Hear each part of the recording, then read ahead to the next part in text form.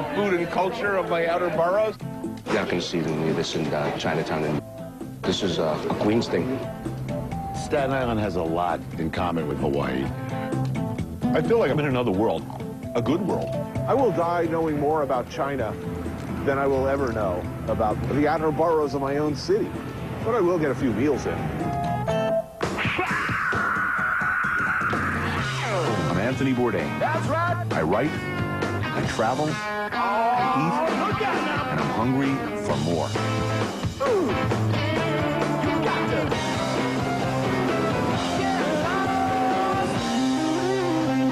No reservations. Typical idea of why it is that you don't live in Queens.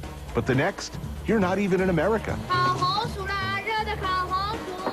You've disappeared down some delicious rabbit hole. You find yourself in Hong Kong or Beijing, like here in Flushing, where a few feet above or below street level, and you find yourself in Henan, Tianjin, or Xi'an.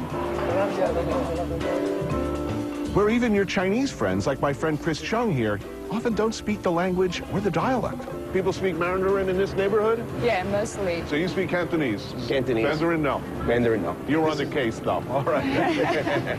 Fortunately, Chris brought his friend Ming along, who'll be guiding us through the Golden Shopping Mall, a warren of vendors selling all sorts of mysterious and tasty specialties from all across China. A short walk through the mall and I come across something I've never seen before. Certainly not in New York, in fact, not even in China. This eerily, well, French-German pig's feet dish and, stranger and more wonderful still, head cheese Chinese style. So what do we eat here? I think we're gonna try the pig foot Yes. and the head cheese. Okay, great. This food looks French. I think this is an example of great cooking cultures end up thinking alike. That's exactly it. Sooner or later, any great cooking culture is going to end up cooking like the Chinese. Right. And also Tianjin is a port, so food-wise, they're very So open-minded. this food is from Tianjin. Tianjin, yeah. This is interesting. This is great. Is this traditionally Chinese, this dish? Yeah. Mm-hmm. Ah, there we go. Ooh. There you go. This looks really good. Pig's foot. Oh, that's fantastic. One of those feet cooking at its best, you know? Well, a lot of traditional Western cultures, this is fundamental. And people have just kind of forgotten about these textures. Yeah. And this is something that's coming back big time, I think. Yeah. Coming back, but it was always there, you know? It was always there, but people who remember this dish in their childhood don't ever want to see it again. They feel a little embarrassed about it. Rich people who never had it are discovering it like it's the greatest thing ever, you know? I believe anything from a pig is good for you anyway. So good. This is great. I'm loving this. This place is wild, though, man. I love this. This is what Manhattan's missing.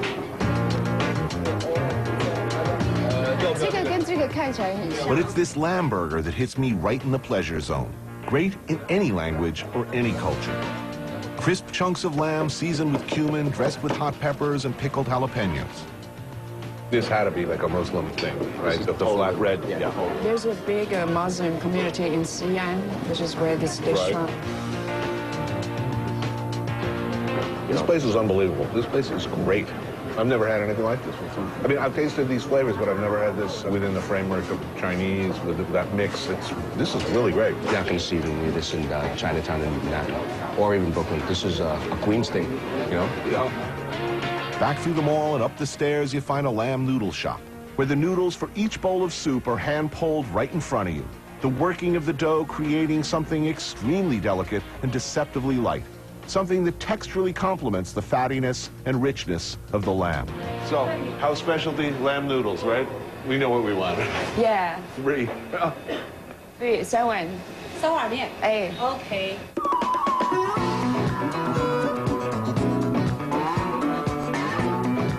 The lamb noodle is the most famous dish in Zhengzhou City, and their weather is pretty much like New York. So they change a little bit in terms of the herb to balance the nature of Right, because in Chinese cooking, foods are assigned hot or cold properties. Yeah. Doesn't have anything to do with the temperature necessarily, but yeah, but it's the qi, Right. qi. Masterfully hand-pulled noodles, lamb meat, all swimming in a milky broth which is complemented by fragrant vegetables and herbs such as cilantro, lily buds, Chinese wolfberries, and black tree fungus. A little spice brings all these ingredients together. Wow, that looks good. Here we go. Cheers. Yeah, cheers, man.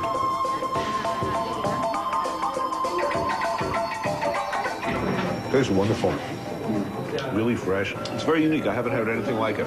Yeah, it's really good. And it looks heavy, but it's really light. Yeah, it's really light. When you go from region to region in China, the food is so different from place to place. You know, noodle pulling from this region is a hard find in Chinatown. Real hard find. You have to come up to Flushing to get this food. Most people know about Manhattan's Chinatown. It's where I used to go as a kid to get my Southern Cantonese and gringofied faux Chinese. You can now more easily find the real thing there, of course. The Chinese community in New York has changed a lot since when I was a kid. There's a lot of good stuff happening in Chinatown, although probably won't be there for too much longer. You know, Chinatown's shrinking, you know. Well, it'll all be hipsters moving in. That's exactly what it's going to be. You're going to have to get used to Flushing. You're going to have to get used to Bay Ridge. That's what Chinatown's going to be. Making a Queens joke these days says more about the teller than the subject. Because it's Queens, if you're looking for sheer volume, the big mix, where the real action is. While Manhattan's Chinatown may be shrinking, the Sunset Park area of Brooklyn is on the rise. I gotta tell you, this is exactly what I was looking for, sort of like the super dome of dim sum, right? Yeah, it is. You know, the big dim sum houses exist in Brooklyn. I've hooked back up with my friend Chris. They don't do anything in a small way, do they? It's gigantic. Dim sum done right in my book implies not just great Chinese snackies, but a certain, how should I put it, ambiance is required. Meaning a gigantic, chaotic space filled with hungry Chinese people. Large tables filled with people who may or may not even know each other, thrown together by a common love, a need to put themselves in the way of the torrent of dumplings, hagao, and other assorted goodies that constitute the true joys of dim sum. It's a breakfast thing, best enjoyed on the weekends, and well, look around you. People are stacked up like airplanes over LaGuardia. Ah, good to be here. Hungry. See, if you're hungry, right, once you get past the line here, the cart comes and you point and the food's automatically on the table. I love this. Okay, so, you know, you have like the deep fried bread, and it's wrapped in this steamed rice roll. So it's like fried spoon bread. Yes. Oh. Well, these are like meatballs, actually. They're filled with pork. Oh, what's that? It's a duck feet. Duck feet. Oh, yeah, that's right. Duck feet. Oh, fantastic. I love duck feet. Yeah. Yes. Now, this is a hands thing, yes? Use a hand. Use a hand. Use Yeah. a hand, Dave. Yeah, there's no way around it. Delicious. Got tripe. Well, there's tripe in there, too. Oh, yeah, I'll be going for that in a minute. Oh, that's a nice combination. Oh, I love this. The tripe is great. it's like a dough made with rice flour, and it's deep fried, and it's stuffed with minced pork, and sometimes there's mushrooms in it. It's a good texture difference because when you eat dim sum, not much stuff is fried. It's mostly all steamed. Some pork fat. You can taste the pork fat.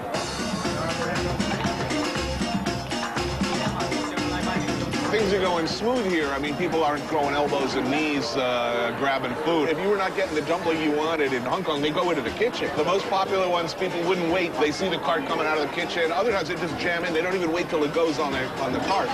See, there she goes. There's a lady right there. She's grabbing the food. It's usually the ladies, too. The ladies will go...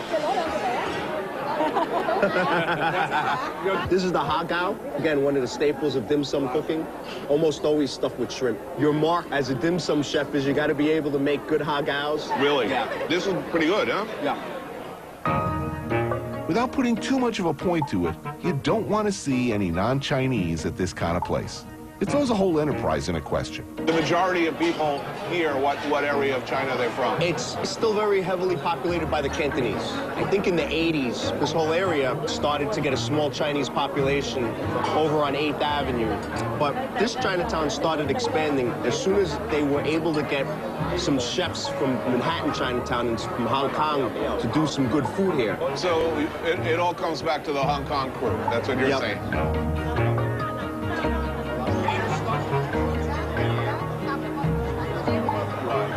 Ooh, what's that? Chicken feet? Yeah, Want the sure. chicken? Let's, you know, all the feet we can get. I can just sit here and eat the chicken and duck feet all day long. So it's kind of like the breakfast of champions, you know? It's a big breakfast, it's, you know. Sit down and eat all morning.